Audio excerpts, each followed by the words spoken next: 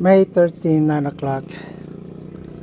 I'm going to extend the antenna of this Holystone.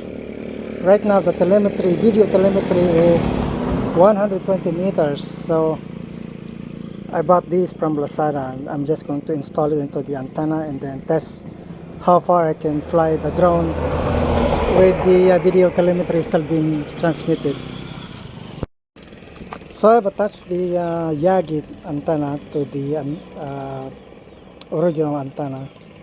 So when I'm pointing at the drone, it should increase the transmission and reception of the signal. So let's see what happens. So I'm surprised, after 288 meters from the remote to the drone, so it extends the telemetry video to over 200 meters.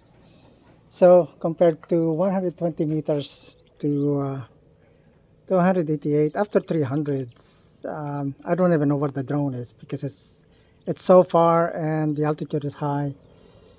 It was difficult to know where it is, and I have to reconnect. So that's buying this antenna is pretty cool. I think they have other model with a parabolic antenna, so actually extend the signal to the drone and to my phone. It extended all the way to about 300 meters.